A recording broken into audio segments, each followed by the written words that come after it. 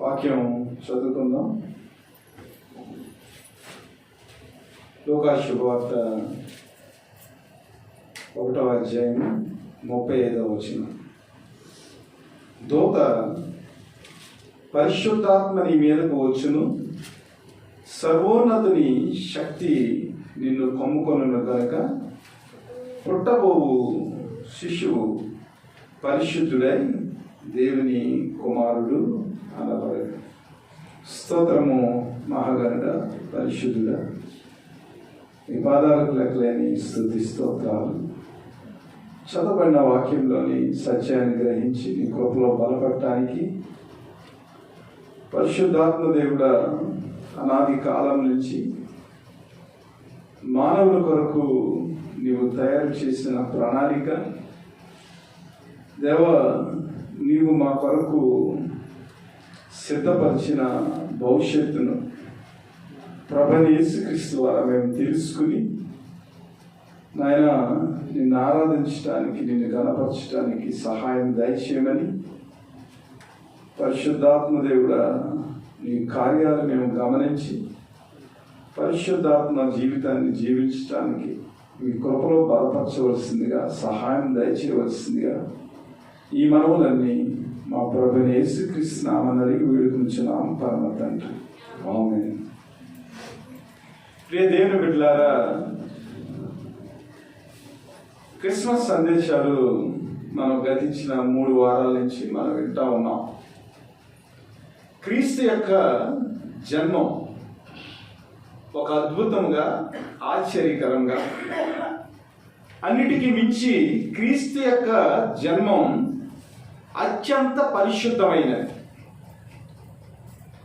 మానవ జాతికి దేవుని యొక్క సత్యాన్ని, కృపను అందించడంలో పరిశుద్ధాత్మ దేవుని కార్యాలు చాలా అద్భుతంగా మనకు కనిపిస్తూ ఉంటాయి. అనాది కాలం నుంచి మనము గమనించినట్లయితే పరిశుద్ధాత్ముడు పాత నిబంధన కాలం నుంచి కూడా ఆదిలో సృష్టిని జరిగించినప్పటి నుంచి ఆయన క్రీస్తు అవరోహణమై మళ్ళా క్రీస్తు యొక్క రాజ్యం వచ్చే వరకు కూడా పరిశుద్ధాత్మ దేవుని కార్యాలు చాలా అద్భుతమైన కార్యాలు. అలాగే ఈ క్రిస్మస్లో కన్యకకు యేసుక్రీస్తు జన్మించటం అనేది ఒక చరిత్ర, అది సత్యము. ఇది ఆత్మీయమైన ప్రత్యేకమైన ఒక జననం. ఇది క్రీస్తు యొక్క లేదా దేవుని యొక్క సంకల్పము, అనాది కాలంలోనే ప్రవచింపబడిన ప్రవచనం, దేవుని యొక్క నెరవేర్పు. అయితే ఈ క్రిస్మస్ యొక్క వృత్తాంతానంతటికీ కూడా సూత్రధారి ఎవరంటే పరిశుద్ధాత్మ దేవుడు. క్రిస్మస్లో పరిశుద్ధాత్మ దేవుడు లేకుండా ప్రభువైన యేసుక్రీస్తు వారు ఈ లోకానికి మానవ అవతారిగా రాలేదు. ఆయనే సమస్తాన్ని జరిగించి క్రీస్తు యొక్క జన్మానికి ఆయన సూత్రధారిగా ఉండి మానవ జీవితానికి విమోచన దయచేసిన గొప్ప దేవుడు పరిశుద్ధాత్ముడు. కాబట్టి పరిశుద్ధాత్మ దేవుని కార్యాలను మనం అర్థం చేసుకుని ఆత్మీయంగా ఎదిగేదానికి, క్రీస్తు యొక్క జన్మంలో ఉన్న ఆ అంతరార్థాన్ని మనం గ్రహించి క్రీస్తుని అనుసరించే వారిగా మనం ముందుకు కొనసాగాలి. ఇక్కడ మనం చూసినట్లయితే, చదువుకున్న వాక్య భాగాన్ని గురించి మనం ఆలోచన చేసినట్లయితే, ఎలిజబెత్కి దేవుడు దర్శనాన్ని ఇచ్చాడు. జకరియా దేవాలయంలో ఉండగా ధూపం వేస్తుండగా దూత వచ్చి జకరియాకి ఒక వరాన్ని ఇచ్చింది. అప్పటికే వారు ముసలివారు. అమ్మా, నీకు కుమారుడు జన్మిస్తాడు, అతడు ప్రభు దృష్టికి చాలా గొప్పవాడుగా ఉంటాడు, ద్రాక్షరసమైనను మద్యమైనను తాగక తన తల్లి గర్భమున పుట్టినది మొదలుకొని పరిశుద్ధాత్మతో నిండుకున్నవాడే ఇశ్రాయేలీలో అనేకులను ప్రభు వైపుకు తిప్పుతాడు. బాప్తిస్మిచ్చి యోహాను గురించి చెప్పబడిన మాటలు. ఈ క్రిస్మస్ వృత్తాంతంలో మనం ఎక్కడ చూసినా కూడా మనకి ఏమి కనబడుతుంది అంటే పరిశుద్ధాత్మ యొక్క కార్యం కనబడుతుంది. పరిశుద్ధత గురించి మనకు పదే పదే చెప్పబడుతుంది. జకర్యాతో చెప్పినప్పుడు కూడా బాప్తిస్మిచ్చి యోహాను గురించి చెప్పబడిన మాటలు ఏమిటంటే, పుట్టినది మొదలుకొని పరిశుద్ధాత్మతో నిండుకున్నవాడై ఇశ్రాయేలీయుల అనేకులను ప్రభువు వైపుకు తిప్పుతాడు.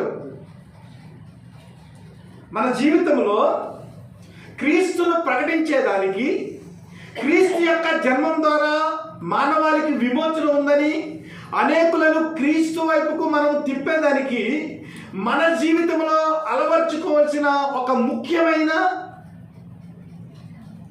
దేవుని యొక్క సంకల్పం ఏమిటంటే, పరిశుద్ధాత్మను పొందుకున్న హృదయాలను మనము దేవుని ఆత్మ ద్వారా మనం పొందుకోవాలి.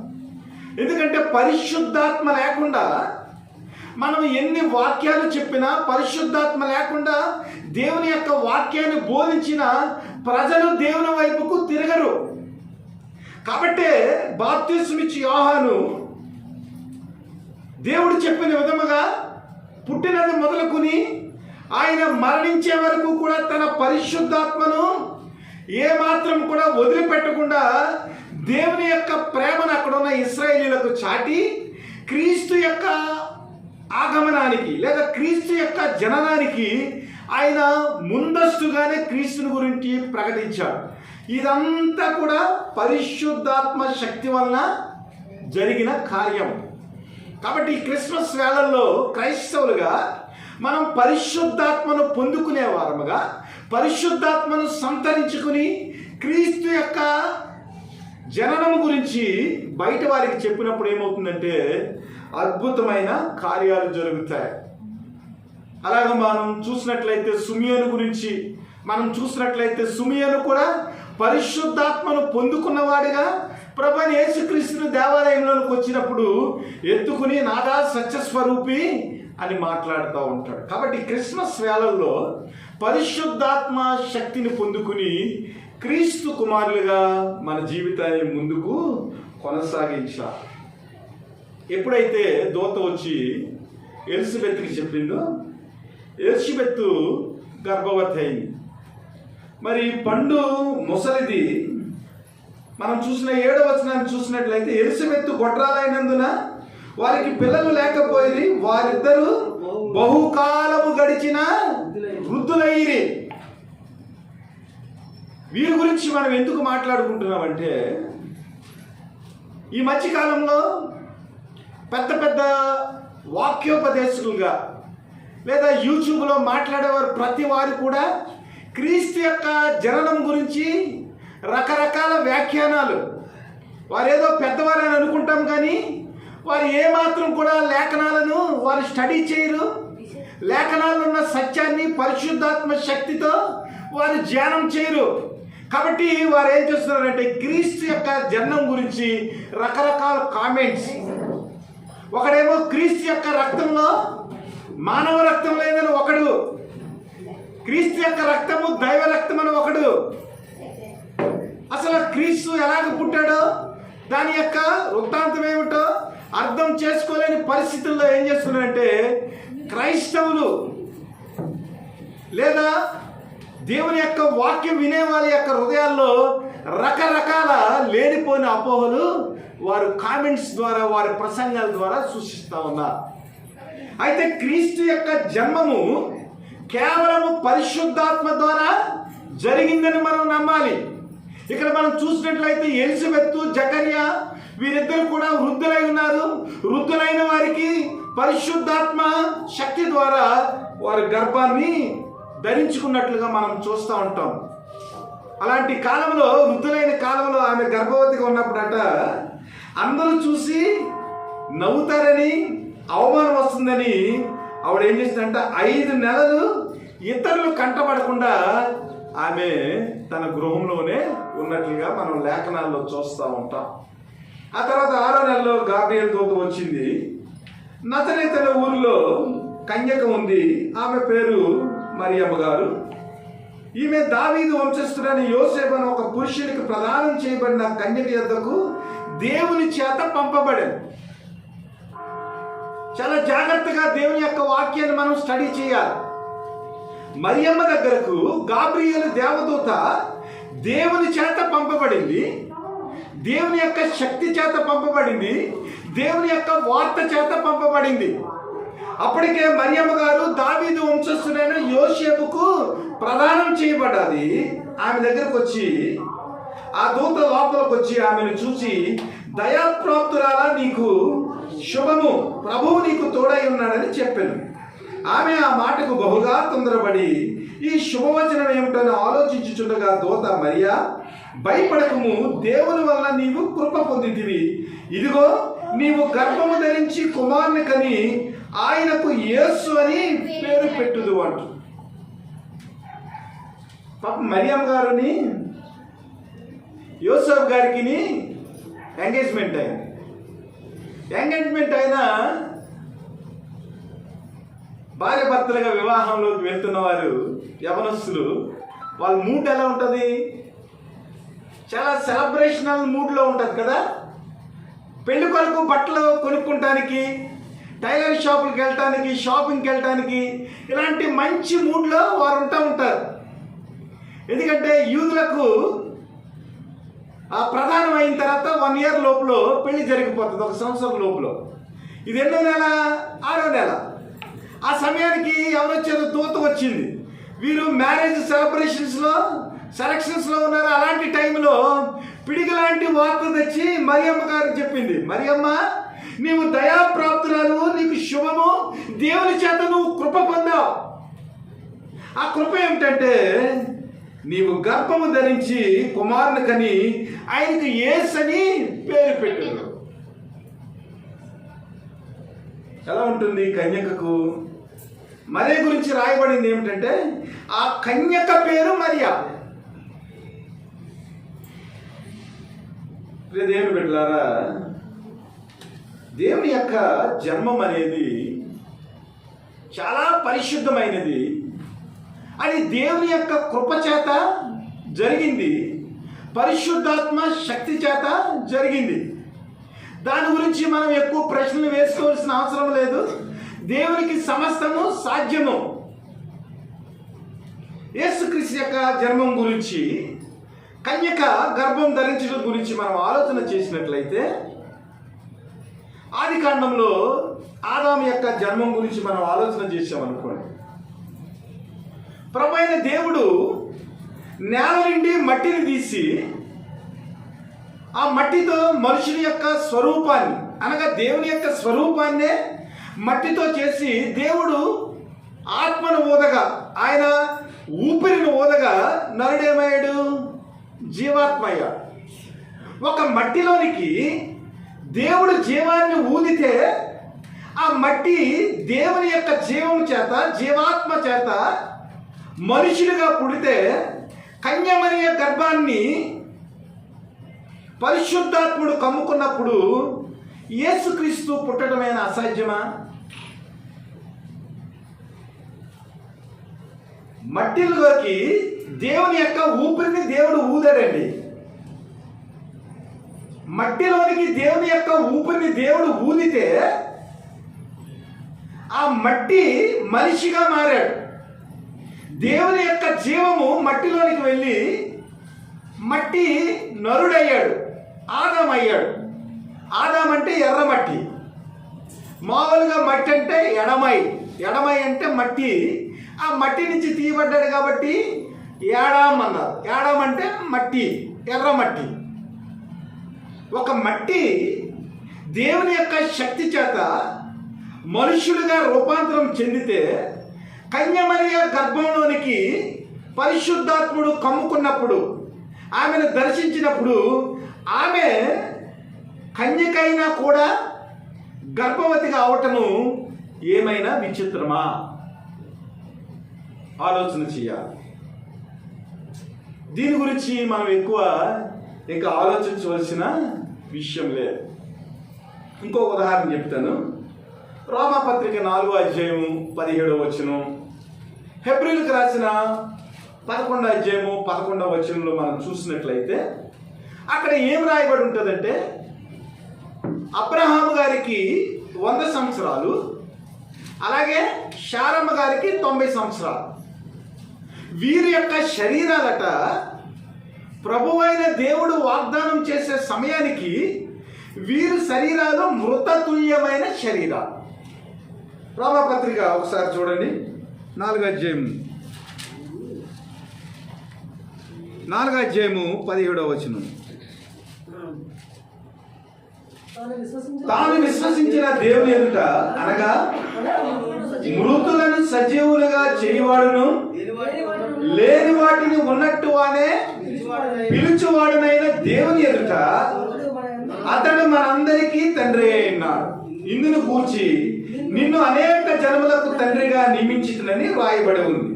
నీ సంతానం ఇలాగ ఉండునని చెప్పిన దానిని బట్టి తాను అనేక జన్మలకు తండ్రి అయినట్లు నిరీక్షణకు ఆధారము లేనప్పుడు అతడు నిరీక్షణ కలిగి నమ్మెను.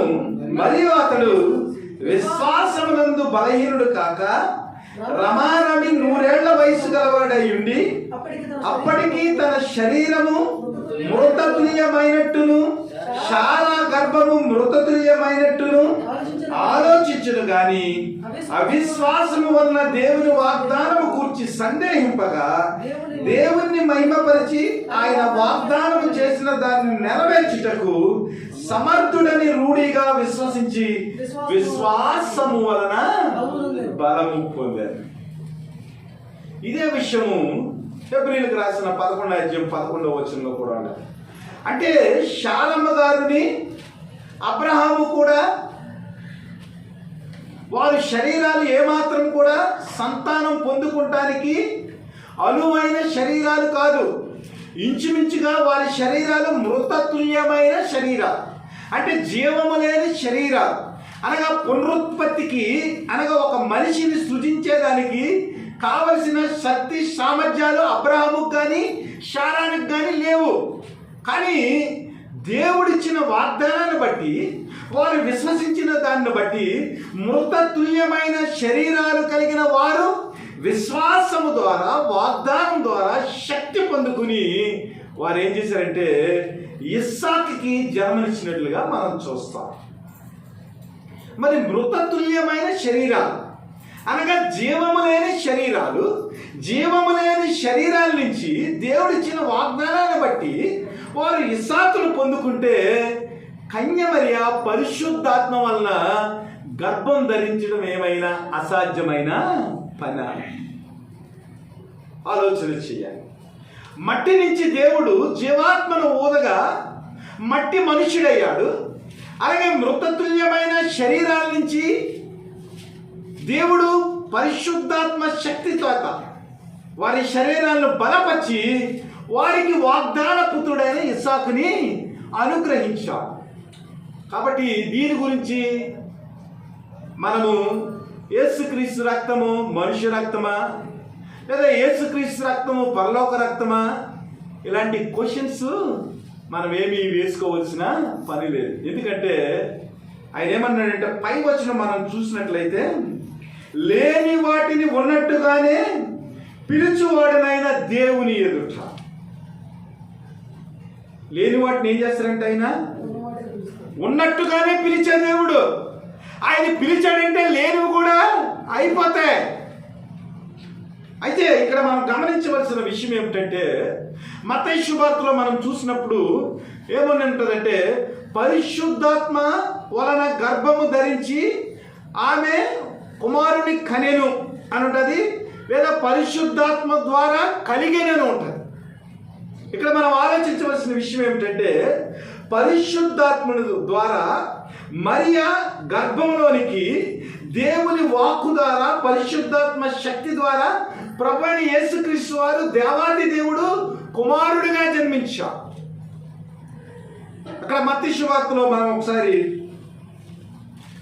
చూసినట్లయితే 1వ అధ్యాయము 20వ వచనంలో మనం చూసినట్లయితే, అతడు ఈ సంగతులను గురించి ఆలోచించుచుండగా ఇదిగో ప్రభువు దూత స్వప్నమందు అతనికి ప్రత్యక్షమై దావీదు కుమారుడైన యోసేపు నీ భార్య అయిన మరియను చేర్చుకుంటకు భయపడకము, ఆమె గర్భము ధరించినది పరిశుద్ధాత్మ వలన కలిగినది. పరిశుద్ధాత్మ వలన కలిగినది. 18వ వచనంలో చూసినట్లయితే క్రీస్తు యేసు జన్మం ఎట్లనగా ఆయన తల్లి అయిన మరియ యోసేపునకు ప్రదానం చేయబడిన తర్వాత వారేకము కాకమునుపు ఆమె పరిశుద్ధాత్మ వలన గర్భవతిగా ఉండెను. ఆమె గర్భము ధరించినది పరిశుద్ధాత్మ వలన కలిగినది. ఇక్కడ శారీరక పరమైన అపవిత్రమైన ఏ చర్య కూడా జరగలేదు. కేవలము పరిశుద్ధాత్మ శక్తి వలన మరియ గర్భము ధరించినది, అది పరిశుద్ధాత్మ వలనే కలిగినది. ఇది అర్థం చేసుకుంటానికి మనం ప్రయత్నం చేయాలి. ఎందుకంటే మన రోమపత్రికలో మనం చూసినట్లు లేని వాటిని ఉన్నట్టుగానే పిలిచి దేవుడు, ఆయన సమస్తాన్ని చేయగల దేవుడు. కాబట్టి పురుషుని యొక్క ప్రమేయం లేకుండా పవిత్రాత్మ శక్తి వలన, దేవుని మాట వలన కన్య అయిన మరియ గర్భము ధరించింది. ఇది ఎలా జరిగిందో దీనికి ఆన్సర్ ఆదికాండం 1వ అధ్యాయానికి రండి. ఆదికాండం 1వ అధ్యాయము, ఆదికాండం 1వ అధ్యాయము 1 నుంచి చదవండి. ఆది యందు దేవుడు భూమి ఆకాశములను సృజించెను. భూమి నిరాకారముగాను శూన్యముగాను ఉండెను. చీకటి అగాధ జలముల పైన కమ్మి ఉండెను. దేవుని ఆత్మ జలముల పైన అల్లాడుచుండెను. దేవుడు వెలుగు కమ్మని పలుకగా వెలుగు కలిగెను. అండర్లైన్. దేవుడు వెలుగు కమ్మని పలకగా వెలుగు కలిగెను. పరిశుద్ధాత్మ వలన ఆ గర్భము కలిగెను. అంతే. అక్కడ ఏం రాయబడి ఉంది? ఆమె పరిశుద్ధాత్మ వలన గర్భము ధరించింది, అది పరిశుద్ధాత్మ వలన కలిగెను. అంటే ఉన్నదే దేవుని యొక్క వాక్కు చేత ఏమైందంటే వాక్యము శరీరధారిగా పరిశుద్ధాత్మ క్రియ ద్వారా కన్యమరియ గర్భములో ఆయన మానవాధారిగా ఆయన ఈ లోకానికి రక్షకుడిగా జన్మించారు. ఇక్కడ మనం చూసినట్లయితే వెలుగు కమ్మని పలుకగా వెలుగు కలిగినంతే. అసలు అప్పటికి వెలుగు లేదు. జనముల పైన దేవుని యొక్క ఆత్మ అల్లాడుచుంది. తండ్రి కుమార పరిశుద్ధాత్మ ముగ్గురు ఏకమైన దేవుడు అక్కడ ఉన్నారు. వెంటనే ఏమన్నాడంటే వెలుగు కొలుగు కాక. అప్పటి వరకు వెలుగు ఉందో అది ఎక్కడ ఉందో లేదో మనకి తెలీదు. ప్రభు పలికాడు కాబట్టి లేని వాటిని ఉన్నట్టుగానే పలికే దేవుడు. కాబట్టి ఆయన పలకగానే వెలుగు కమ్మని పలుకగా వెలుగు కలిగెను. పరిశుద్ధాత్మ వలన మరియ గర్భము ధరించను. ఇది పరిశుద్ధాత్మ వలన కలిగెను. కాబట్టి యేసుక్రీస్తు యొక్క జననంలో మనం బుర్రలు బాదుకుంటానికి లేదా ఎక్కువగా ఆలోచించడానికి ఏమీ కూడా లేదు. కాకపోతే యూట్యూబ్లో ఏం చేస్తున్నారంటే యూస్ పెంచుకునేదానికి బైబిల్ని స్టడీ చేయకుండా పరిశుద్ధాత్మ వల్ల ఎలాగ మరియ గర్భం ధరించింది, ప్రభువైన యేసుక్రీస్తు మరి మానవుడు కదా, ఆయన మగవాడిగా పుట్టాడు కదా, మనుషుని యొక్క ప్రమేయం లేకుండా XY క్రోమోజోమ్స్ ఆడవాళ్ళలో ఉంటాయి, XY క్రోమోజోమ్స్ మగవాళ్ళలో ఉంటాయి. మగవాడి నుంచి Y క్రోమోజోము ఆడవారిలో ఉన్న X క్రోమోజోమ్తో కలిస్తేనే మరి మగపిల్లోడు పుడతాడు. కాబట్టి కన్యమరియ గర్భంలో మరి Y క్రోమోజోమ్ ఎలాగ వచ్చింది? Y క్రోమోజోమ్ లేకుండా యేసుక్రీస్తు మగపిల్లవాడిగా ఎలాగ పుట్టాడు? ఇవన్నీ కూడా తప్పుడు థీరీస్. అసలు జీవాన్ని ఊదినప్పుడు మట్టిలోనికి XY క్రోమోజోమ్స్ ఎలా వచ్చినాయి? అసలు మట్టిలోనికి దేవుని యొక్క జీవము ఊదినప్పుడు XY క్రోమోజోమ్స్ ఎలా వచ్చినాయి? ఆయన జీవములో సమస్తము ఉంది. ఆయన జీవము శక్తి కలది. ఆయన ఆత్మ సమస్తాన్ని సృజించగలది. కలుగుగా కంటే కలుగునంతే. లేని వాటిని ఉన్నట్టుగానే పిలిచే దేవుడు మృతతుల్యమైన శరీరాల నుంచి ఆయన యొక్క పరిశుద్ధాత్మ ద్వారా వాగ్దాన పుత్రుడైన ఇస్సాకుకి ఆయన ఏం చేశాడంటే ఈ లోకంలో అబ్రహాము సంతానముగా పుట్టడానికి ఆధిక్యతను ఇచ్చాడు. కాబట్టి యేసుక్రీస్తు జన్మం అనేది పరిశుద్ధమైనది. అది కేవలము పరిశుద్ధాత్మ శక్తి ద్వారా కలిగిన కార్యం. కాబట్టి దాని గురించి ఏ విధమైన మనకు డౌట్స్ లేదు. దానికి సమాధానము మొదటి అధ్యాయం ఆదికాండంలోనే ప్రభువు రాసి ఉంచారు. అయితే ప్రియ దేవుని బిడ్డలారా, క్రీస్తు యొక్క జన్మము ఇంకార్నేషన్ అన్నాడు. ఇంగ్లీష్లో ఏమన్నాడు? ఇంకార్నేషన్. ఇంకార్నేషన్ అంటే తెలుగులో అవతరించుట. తెలుగులో అవతరించుట. తెలుగులో అవతరించుట అంటే అవతరించడం అంటే ఏమిటంటే ఒక వస్తువు సృష్టిలో ఉనికిలో ఉంది. ఆ ఉనికిలో ఉన్న వస్తువు ఎక్కడుందో మనకి తెలియదు. అది మరలా ఒక రూపాన్ని సంతరించుకుని మన దగ్గరికి వచ్చింది అనుకోండి, దాన్ని ఇంకార్నేషన్ అంటారు. అంటే ఉన్నదే మనకు బయలుపడింది అనమాట. అంటే దేవుడు మనుష్యుడిగా ఆయన అవతారం ఎత్తాడు. ఆయన ఉన్నవాడు. మోషేతో మాట్లాడినప్పుడు ఆయన ఏమన్నాడు? నువ్వు ఎవరని చెప్పాలి ప్రభువా ఇశ్రాయేలు కంటే? నేను అనువాడును ఉన్నవాడును. నేను ఏదంటే అంటే అది కలుగుతుంది. కాబట్టి నేను సమస్తాన్ని కలగజేయవాడిని. ఎప్పటి నుంచో నేను ఉన్నవాడను. కాబట్టి దేవుని యొక్క ఉనికి మనకు తెలియదు. ఆ జ్ఞానం మనకు ఎంత శోధించినా దేవుని గురించి మనకు అర్థం కాదు. ఆది యందు ఆయన ఉన్నవాడు. ఆది కంటే ముందు జగతి పునాది వేయబడి అసలు ఆయన సృష్టింపబడిన వాడు కాదు, ఉన్నవాడంతే. ఎప్పటి నుంచో దేవుడు ఉన్నవాడు.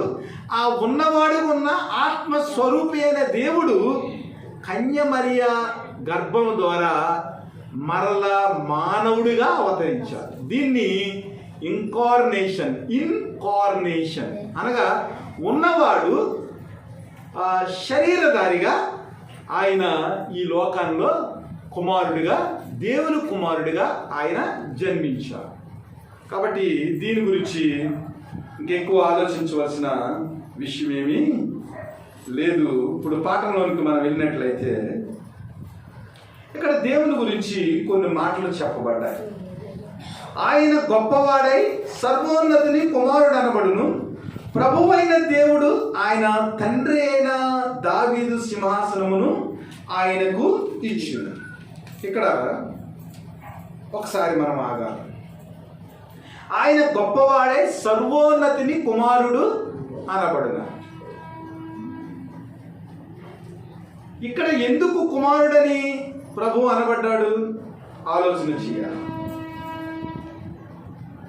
ఆలోచన చేసినట్లయితే మనం లోతుగా ప్రభువైన యేసుక్రీస్తు సాక్షాత్తు దేవుడు. ఆయన దేవుడు, దేవుని యొక్క కుమారుడుగా ఈ లోకములో పిలువబడ్డాడు. కానీ యేసుక్రీస్తు త్రిత్వంలో ఒకటైన దేవుడు, ఏకమైన దేవుడు. తండ్రి, కుమార, పరిశుద్ధాత్మ ఏకత్వంలో ఉన్న కుమారుని యొక్క రూపములో ఈ లోకంలోనికి అవతరించిన యేసుక్రీస్తు. కానీ ఆయన కుమారుడుగా పిలువబడ్డాడు, కానీ ఆయన కుమారుడు కాదు, సాక్షాత్తు దేవుడు. ఇక్కడ ఎంత క్లియర్గా రాశాడు చూడండి. ఆయన గొప్పవాడై సర్వోన్నతుని కుమారుడు అనబడును. మీకు అర్థమవుతుందా? ప్రభువైన యేసుక్రీస్తు వారు సర్వోన్నతుని కుమారుడు అనబడతాడు. కానీ ఆయన ఎవరు? దేవుడు. ఇది మనకు అర్థం కావాలి. దేవుని యొక్క కుమారులు ఎవరంటే మనము. దేవుని యొక్క కుమారులు ఎవరు? మనం. ఒకసారి 4వ అధ్యాయం లోకా శుభవార్త చూడండి. 38వ వచనం అర్థం చేసుకుంటారు, ప్రయత్నం చేయండి. కైనాను ఏనోషునుకును, ఏనోషు షేతుకు, షేతు ఆదాముకు, ఆదాము దేవునికి కుమారుడు. ఆలోచన చేస్తున్నారా? కైనాను ఏనోషుకును, ఏనోషు షేతుకును, షేతు ఆదాముకు, ఆదాము దేవునికి కుమారుడు. దేవుని కుమారుడు ఎవరు? దేవుని కుమారుడు ఎవరు? మొట్టమొదటిగా దేవుని కుమారుడు ఎవరు? ఆదాము. ఇక్కడ క్లియర్గా రాసింది, ఆదాము దేవునికి కుమారుడు. కానీ క్రీస్తు కుమారుడుగా పిలువబడతాడు. కానీ కుమారుడుగా పిలువబడినప్పటికీ కూడా క్రీస్తు ఎవరన్నమాట? సాక్షాత్తు దేవుడు. అందుకనే పరిశుద్ధాత్ముడు చాలా క్లియర్గా ఆయన ఏం చేశాడంటే దేవుని యొక్క కుమారుడు అనబడును అన్నాడు, కానీ దేవుని కుమారుడని సాక్షాత్తు దేవుడు ఎవరు? ప్రభు అయిన యేసుక్రీస్తు వారు.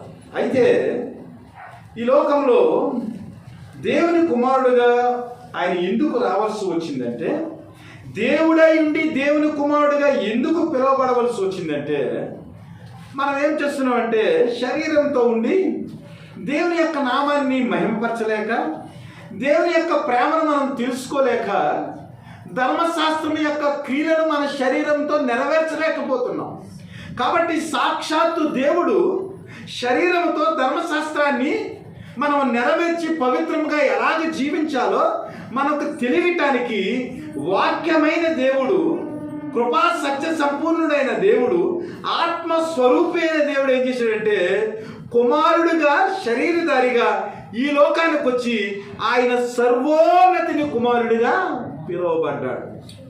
ఎందుకంటే మనము క్రీస్తులాగే దేవుని కుమారులుగా, ఆదాము దేవునికి కుమారుడు, ఆదాము యొక్క సంతానముగా వచ్చిన మనము పాపము చేసి దేవుని యొక్క కృపను మనం పోగొట్టుకుని పాపము నుంచి వచ్చే జీతాన్ని మరణానికి మనం అప్పగింపబడ్డాం.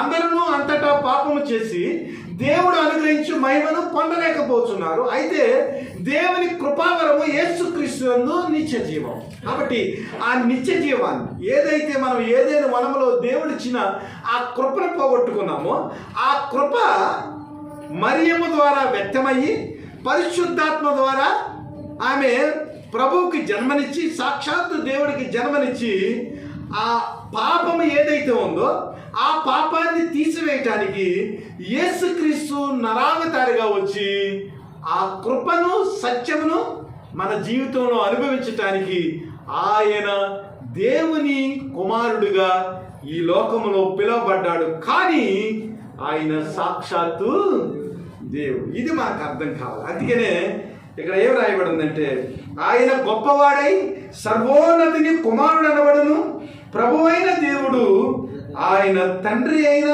దావీదు సింహాసనమును ఆయనకిచ్చును, ఆయన యాకోబు వంశస్థులను యుగయుగములు ఏలును, ఆయన రాజ్యము అంతము లేనిదై ఉండును.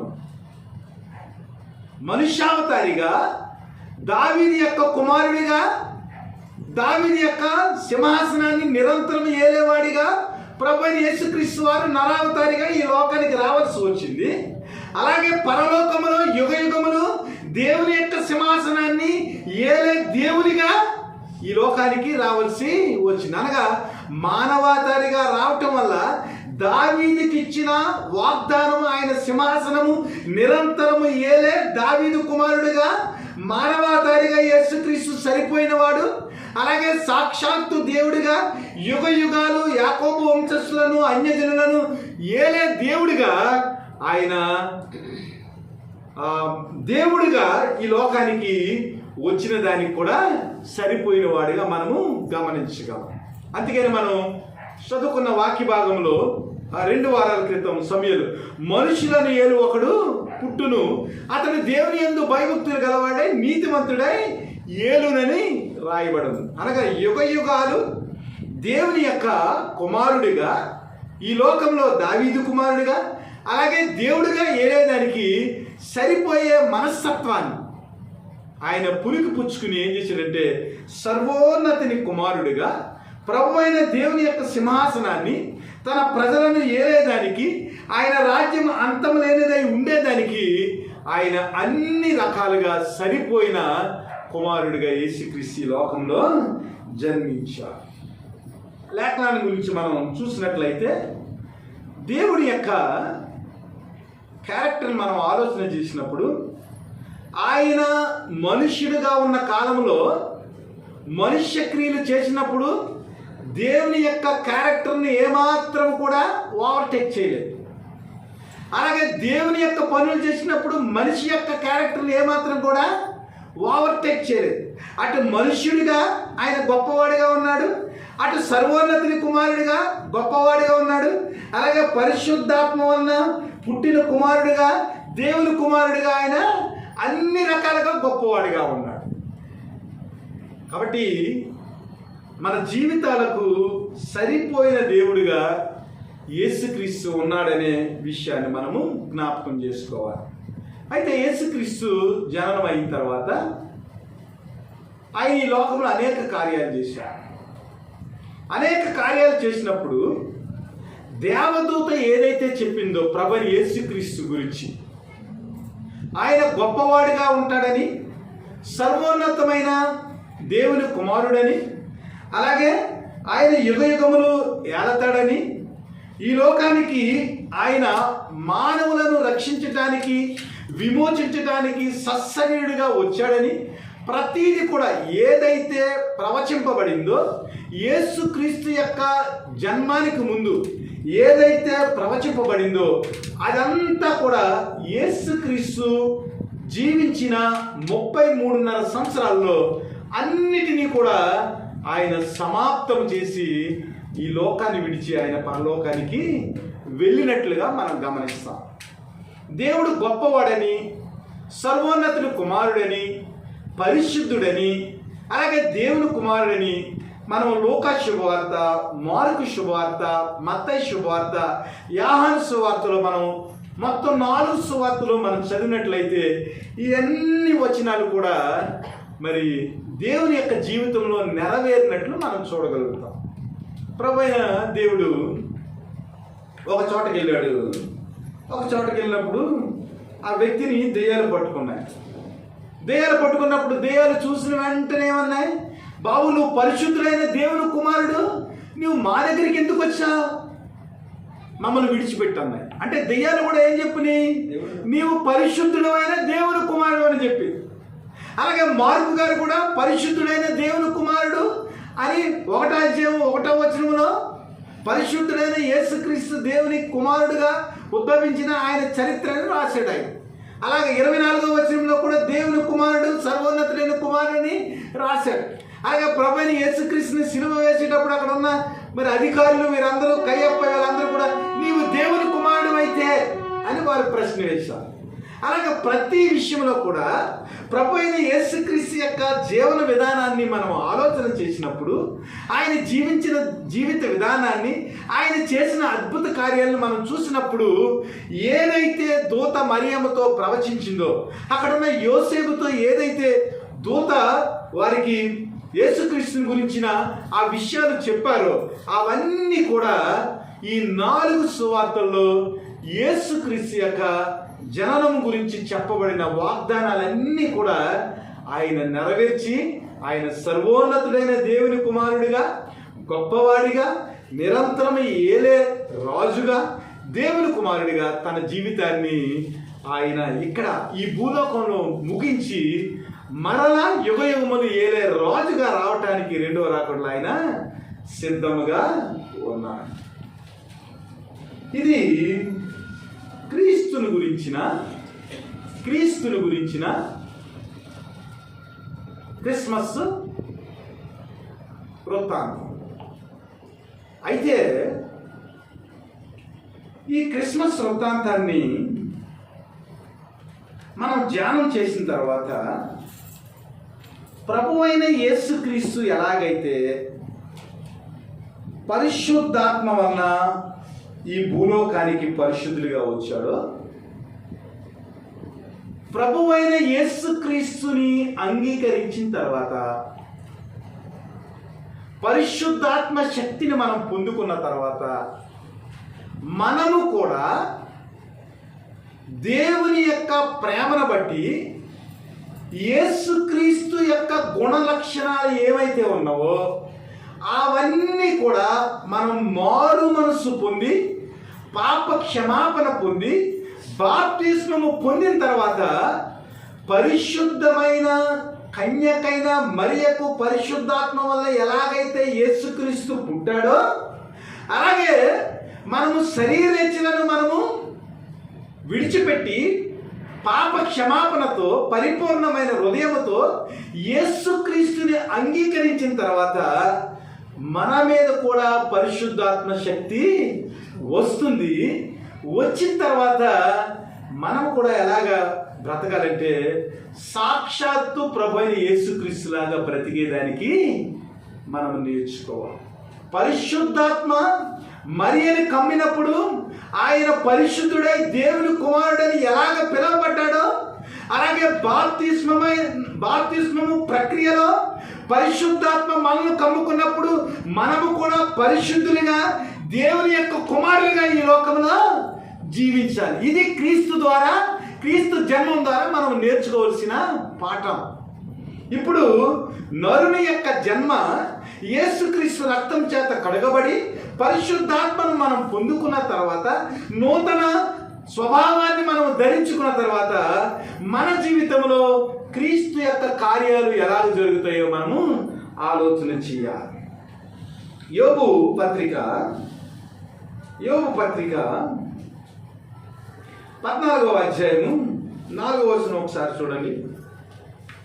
యోబు గ్రంథము, పత్రిక కాదు గ్రంథము, యోబు గ్రంథము 14వ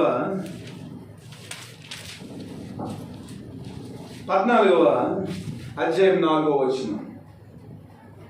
పాప సహితుడిలో నుంచి పాపరహితుడు పుట్టగలిగిన ఎంత మేలు, అలాగున ఎవడును పుట్టనేరడు. చూడండి, మానవ జీవితం గురించి యోబుకున్న ఆలోచన. పాప సహితుడిలో నుంచి పాపరహితుడు పుట్టగలిగిన ఎంత మేలు, అలాగన ఎవడును పుట్టనేరడు. మానవులందరూ కూడా పాపం చేసిన వారండి. పాపము మన జీవితంలోనే ఉందండి.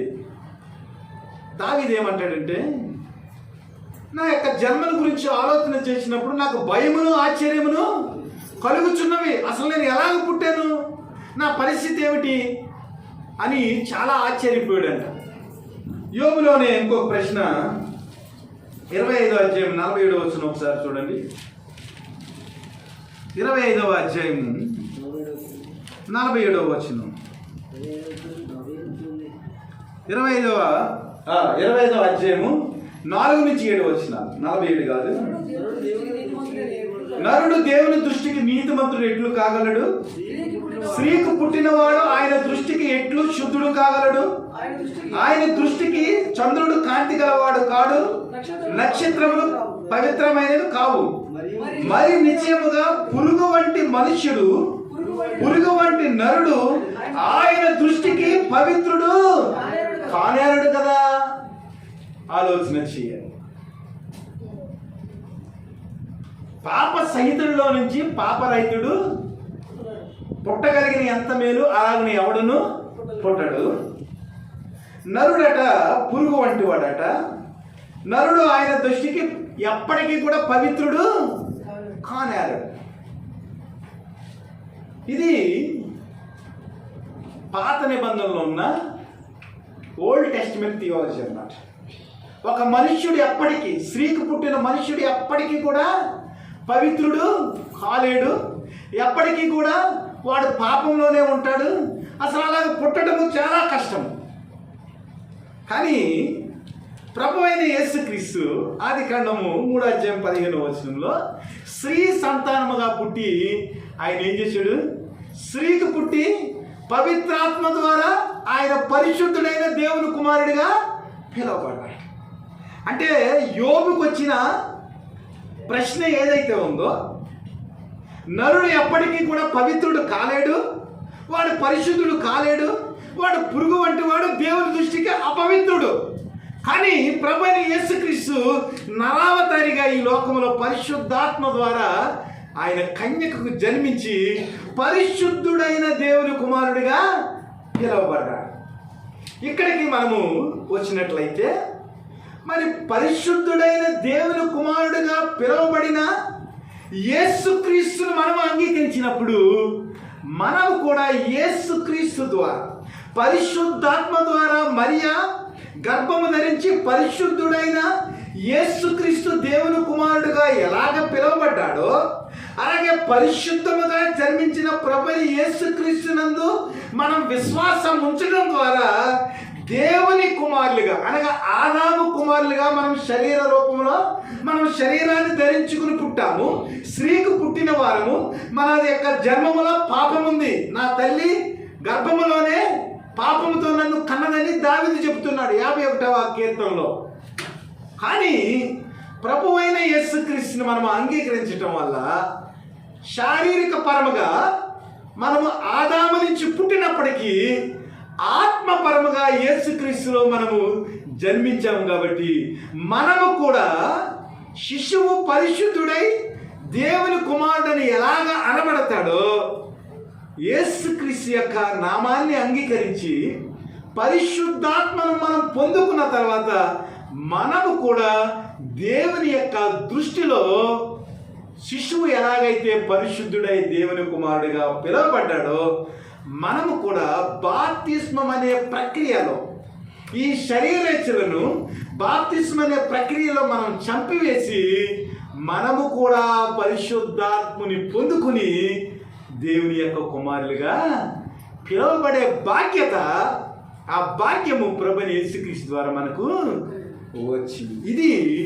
క్రిస్మస్లో ఉన్న ఒక గొప్ప ఆత్మీయ సత్యం.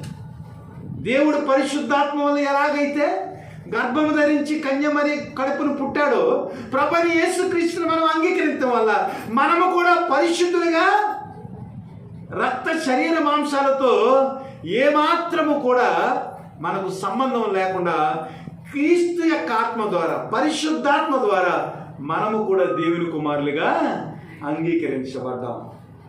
దీనికి మనము రుజువులు చూద్దాం. యోహాను శుభవార్త 1వ అధ్యాయం 12వ వచనం.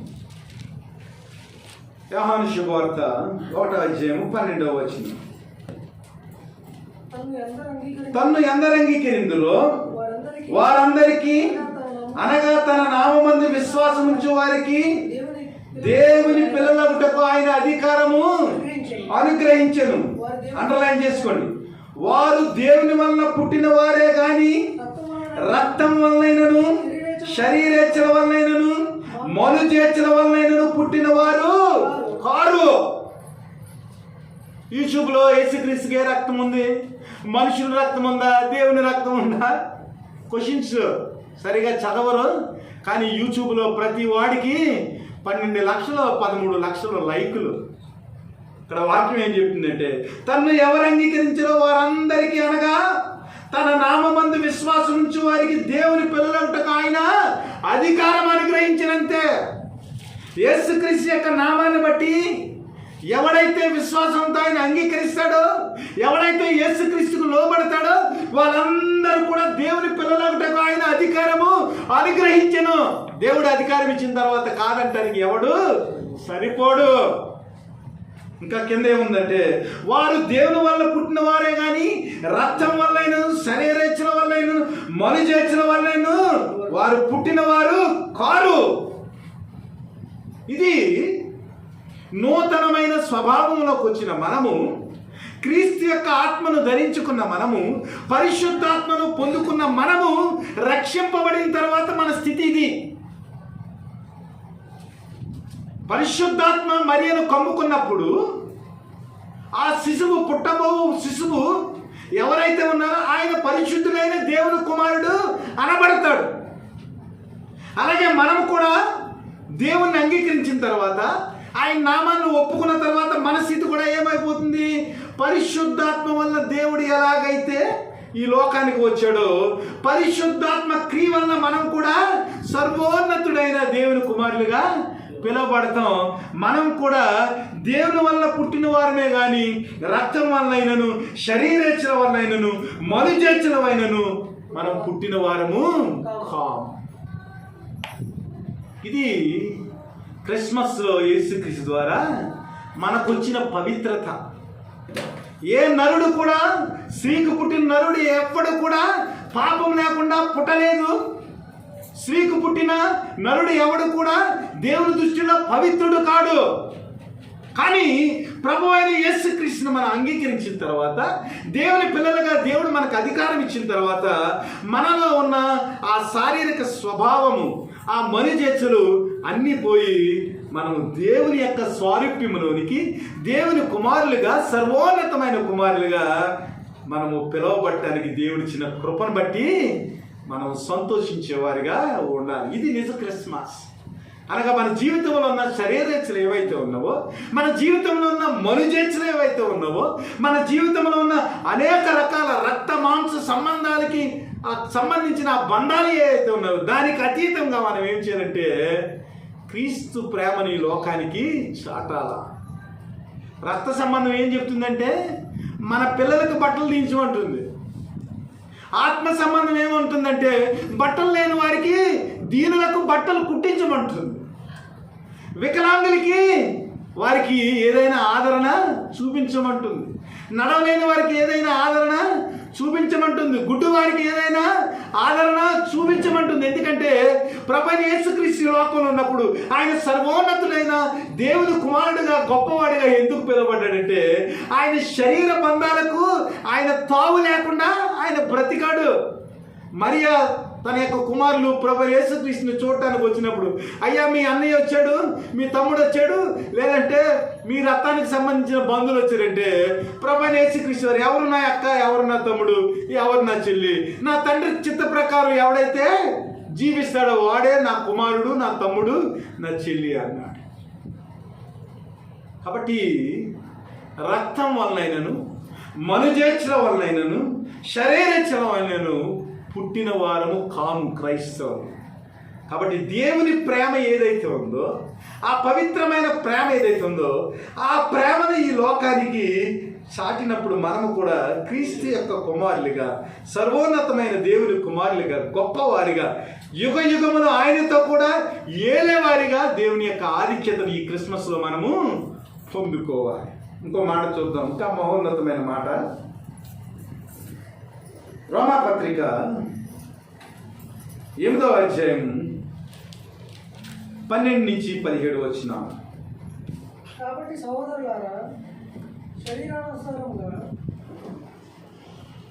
సహోదరులారా, శరీరానుసారంగా ప్రవర్తించుటకు మనము శరీరమునకు రుణస్థులము కాము. మీరు శరీరానుసారంగా ప్రవర్తించిన ఎడల చావవలసిన వారై ఉన్నారు, కానీ ఆత్మ చేత శారీరక క్రియలను చంపిన ఎడల జీవించెదరు. దేవుని ఆత్మ చేత ఎందరు నడిపింపబడుదురో వారందరూ దేవుని కుమారులై ఉందురు. అక్కడ ఏమన్నాడు? దేవుని నుంచి పుట్టిన వారు మీరన్నారు. ఇక్కడ ఏమన్నాడు? దేవుని ఆత్మ చేత ఎందరు నడిపించబడుతారో వారందరూ దేవుని కుమారులైందురు. ఎలాగనగా మరలా భయపడ్డకు మీరు దాసత్వపు ఆత్మను పొందలేదు, కానీ దత్తపుత్రాత్మను పొందితిరి. ఆ ఆత్మ కలిగిన వారమై మనము అబ్బా తండ్రి అని మొరపెట్టుచున్నాము. మనము దేవుని పిల్లలమని ఆత్మ తానే మన ఆత్మతో కూడా సాక్ష్యం ఇచ్చుచున్నాడు. మనము పిల్లలమైతే వారసులము, అనగా దేవుని వారసులము. క్రీస్తుతో కూడా మహిమ పొందుటకు ఆయనతో కూడా శ్రమ పడిన క్రీస్తుతోడి వారసు. సరే, దేవుని యొక్క ఆత్మ ఏదైతే ఉందో ఆ ఆత్మను మన జీవితంలో పొందుకుని శారీరక పరంగా మనం జీవించకుండా దేవుని ఆత్మ ఏదైతే చెప్తుందో ఆ ఆత్మ ప్రకారము మనము నడవవలసిన వారమై ఉన్నాము. దేవుడు ఆ ఆత్మనిచ్చి మనలను దత్తపుత్రులుగా చేశాడు. కాబట్టి ఈ లోకం యొక్క దాస్యం కింద ఇంకా మనం నడిపించబడకుండా కేవలం యేసుక్రీస్తు దేవుని ఆత్మచేత ఎలాగైతే నడిపింపబడ్డాడో మనము కూడా దేవుని ఆత్మను పొందుకున్న వారంగా అబ్బా తండ్రి అని మనము మన దేవాది దేవుని మనం పిలుచుచున్నాము. కాబట్టి దేవుడు ఇక్కడ ఒక డిక్లరేషన్ ఇచ్చాడు, డిక్లరేటివ్ సెంటెన్స్. మనము దేవుని పిల్లలమని ఆత్మ తానే మన ఆత్మతో సాక్ష్యం ఇచ్చిస్తున్నాడు. యేసుక్రీస్తు పరిశుద్ధుడని, యేసుక్రీస్తు పరిశుద్ధాత్మ వలన గర్భము ధరించబడి ఈ లోకానికి మనుష్యుడిగా ఎలాగైతే పుట్టాడో మనము కూడా దేవుని ఆత్మ చేత పరిశుద్ధులమైన దేవుని పిల్లలమని ఆ ఆత్మ ఏం చేస్తుందంట, మన కొరకు ఏమంటుందంట, సాక్ష్యం ఇచ్చుచున్నదంట. కాబట్టి ఇప్పుడు మనం ఆత్మ ద్వారా పుట్టిన వారమా, శరీరం ద్వారా పుట్టిన వారమా? క్రైస్తవులందరూ కూడా బాప్తిస్మ అనే ప్రక్రియలో క్రీస్తు యొక్క ఆత్మ ద్వారా మనం పుట్టి ఆయన దత్తపుత్రులుగా దేవుని పిల్లలుగా ఆయన ఆత్మను పొందుకునే అబ్బా తండ్రి అని ఆ ఆత్మతోటే మనము పిలుస్తున్నాం. కాబట్టి ఆ ఆత్మ ఏం చేస్తుందంటే మనము దేవుని పిల్లలమని పరిశుద్ధాత్మ సాక్ష్యం ఇస్తుందంట. కాబట్టి మనము క్రీస్తుతోడి వారసులం. ప్రభు ఎలాగైతే యుగ యుగములు యాకోబు యొక్క సంతతిని ఎలాగైతే అంతములేని రాజ్యములో ఎలాగ ఏలతాడో మనము కూడా క్రీస్తుతో పాటు శ్రమ పడిన ఆయన తోడి వారసులుగా దేవుని యొక్క రాజ్యములో దేవునితో సమానమైన దేవుని యొక్క ప్రేమను మనం పొందుకుంటానికి అర్హులం కాబడ్డాం ఈ క్రిస్మస్లో. ఎందుకంటే ప్రకటన గ్రంథంలో లౌదీకీయ సంఘంతో చెప్తే ఆయన అంటాడు, జయించు వానిని నాతో కూడా నా తండ్రి సింహాసనం మీద వారిని కూర్చోబెట్టేదను. జయించేవాడు ఎవడైతే ఉన్నాడో, క్రీస్తు కొరకు శ్రమ పడేవాడు ఎవడైతే ఉన్నాడో, క్రీస్తు ఆత్మను పొందుకుని ఈ లోకపరమైన రక్త మాంసాల బట్టి కానీ, మనుషుల యొక్క ఆశలను బట్టి కానీ, శరీరం యొక్క ఆశలను బట్టి కానీ నడవకుండా క్రీస్తు ఆత్మ చేత ఎవడైతే నడిపించబడి క్రీస్తుతో పాటు ఎవడైతే శ్రమ పడతాడో వాడు జయించబడినవాడు.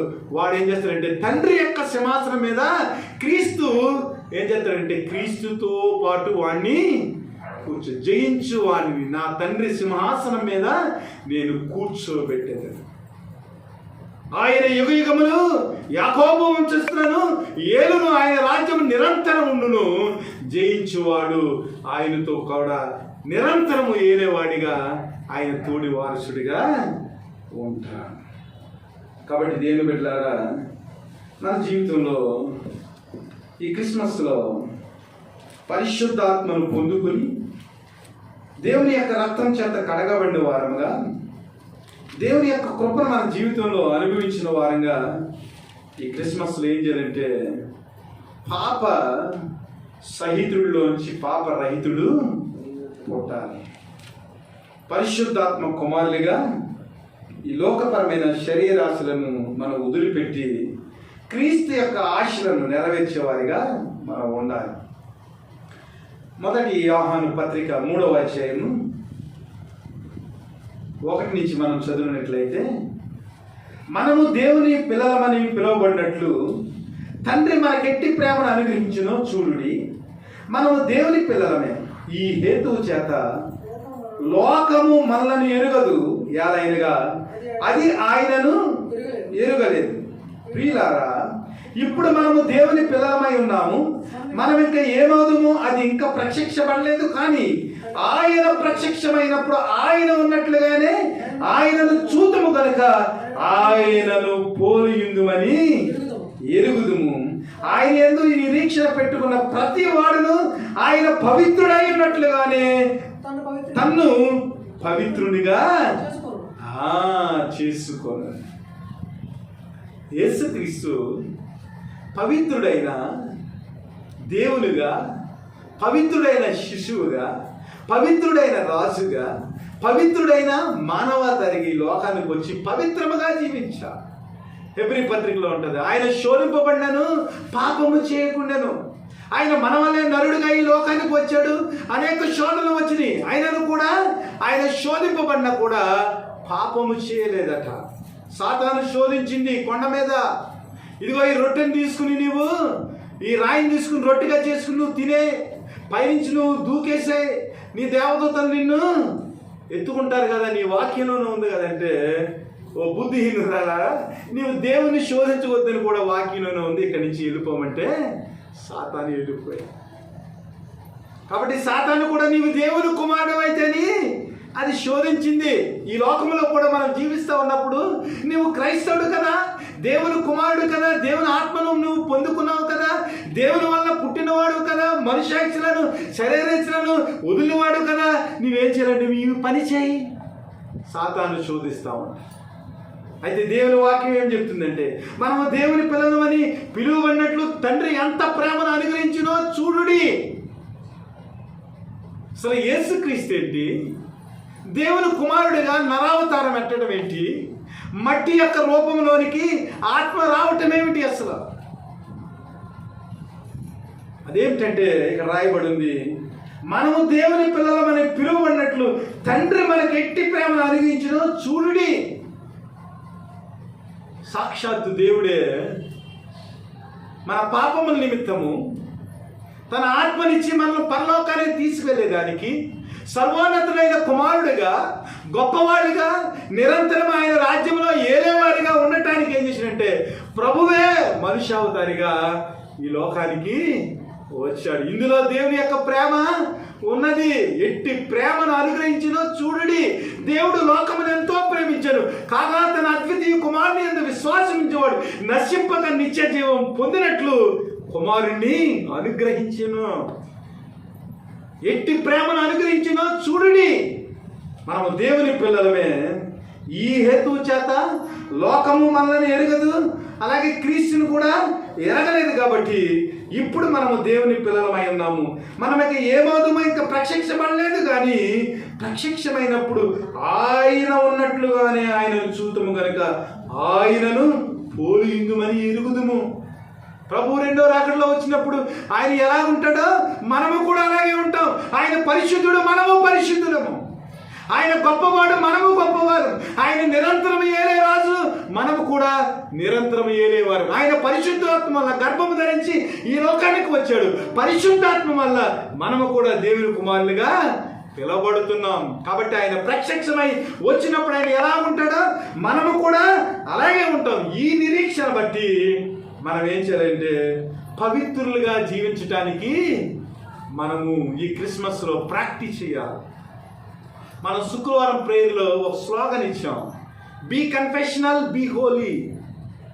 ఈ క్రిస్మస్లో మనం చేయవలసింది ఏమిటంటే మనలో ఉన్న ప్రతి పాపాన్ని తీసివేసుకుని, శరీరేచ్ఛలను తీసివేసుకుని, ఈ లోకాశలను తీసివేసుకుని ప్రభు పాదాల చెంత ఏదైతే వ్యతిరేకమైన స్థితిలో మనం జీవిస్తున్నామో ఆ వ్యతిరేకమైన స్థితిని మనం ఒప్పుకోవాలి.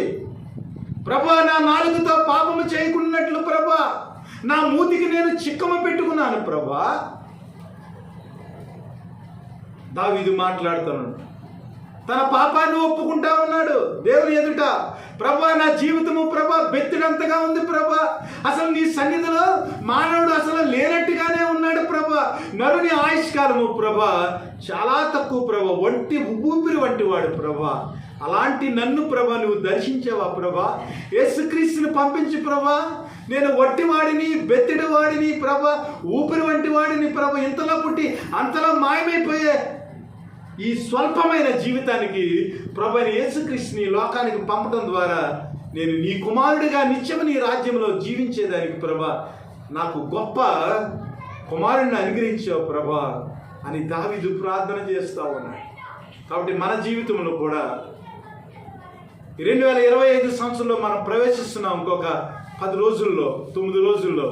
కాబట్టి క్రైస్తవులుగా మన జీవితంలో నేర్చుకోవాల్సింది పరిశుద్ధుడైన దేవుని కుమారుడు ఈ లోకానికి వచ్చి ఎలాగైతే పరిశుద్ధంగా జీవించాడు, పవిత్రాత్మ వల్ల గర్భం ధరించి మరియ పరిశుద్ధంగా ఎలాగైతే జీవించిందో, ఎలిజబెత్ జకర్యాలు ఎలాగైతే పరిశుద్ధంగా జీవించారు, షిమయోను ఎలాగైతే పరిశుద్ధంగా జీవించిందో, హన్న ఎలాగైతే పరిశుద్ధంగా జీవించిందో మీరు అర్థం చేసుకోండి. క్రిస్మస్ స్టోరీలో ప్రభు యొక్క దూత మాట్లాడిన వారు, ప్రభు దర్శించిన మాటలు ప్రతిదీ కూడా పరిశుద్ధులతోటే మాట్లాడాడు, కానీ అవుట్ ఆఫ్ జనాంగంతో ఆయన ఏమాత్రం కూడా మాట్లాడు. మొత్తము క్రిస్మస్ యొక్క వృత్తాంతం అంతా కూడా పరిశుద్ధుల యొక్క సమూహంలో ఈ లోకానికి అందించబడింది.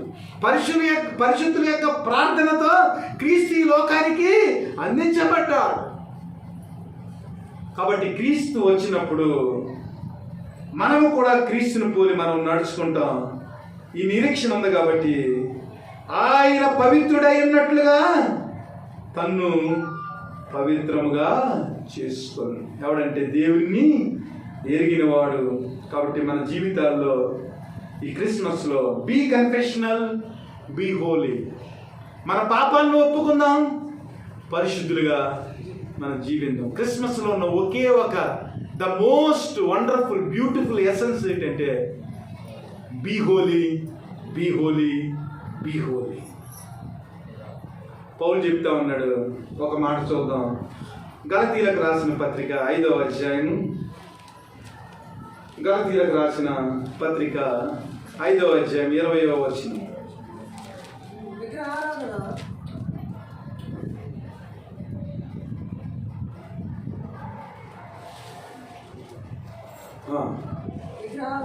ఒకసారి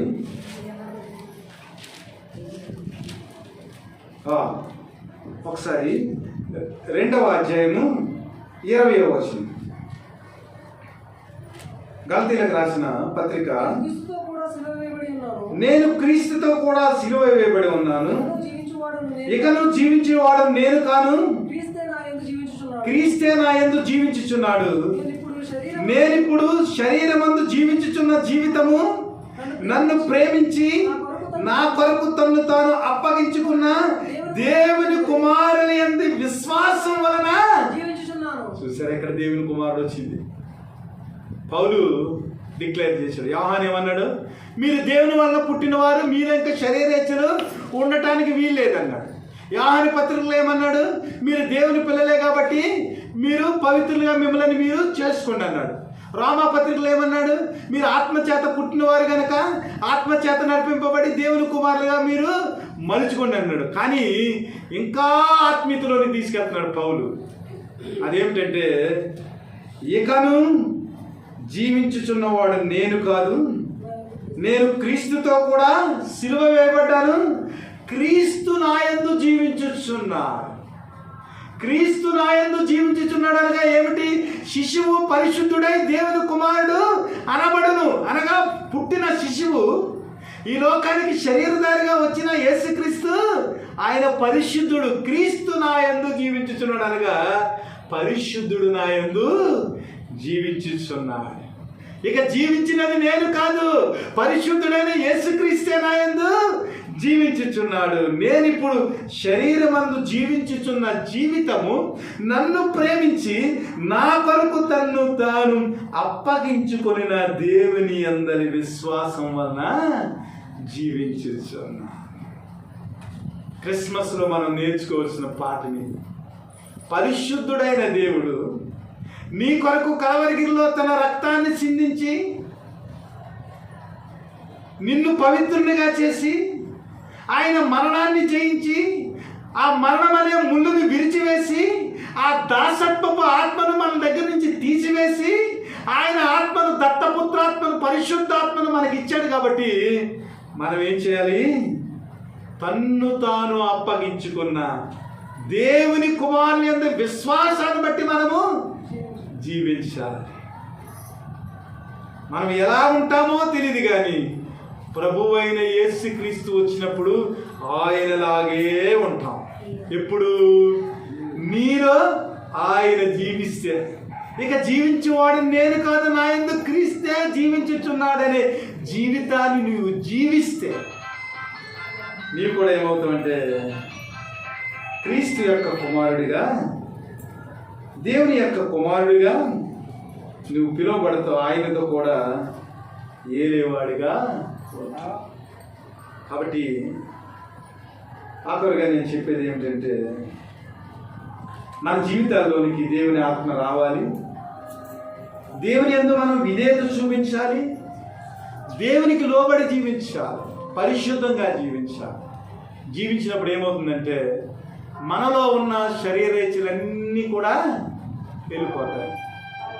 అదే గలతీలో 5:20 అదే చెప్పాడు. ఇక ఆత్మఫలం ఏమిటంటే అని చెప్పి పైన శరీర కార్యములన్నీ కూడా వివరించి ఆ శరీర కార్యాలన్నీ తీసివేసేయండి. మీరు ఆత్మఫలంతో మీరు జీవించండి. అప్పుడు మీరు ఏమవుతారంటే క్రీస్తు యేసు సంబంధులుగా ఈ లోకంలో పిలువబడతారు.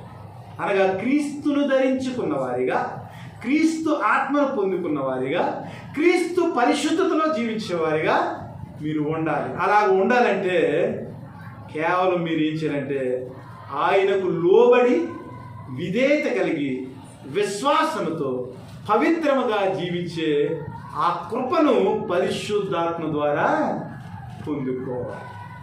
కాబట్టి మీకు అందరికీ ఇచ్చే ఒకే ఒక నినాదం ఏంటంటే be confessional, be holy. Be confessional, be holy. ఈ క్రిస్మస్లో మీ పాపాలను ఒప్పుకోండి, యేసుక్రీస్తు రక్తంలో కడుక్కోండి, పరిశుద్ధంగా జీవించడం నేర్చుకోండి. దేవుడు అట్టి కృప మీకు దయచేసిన గాక. ఆమేన్.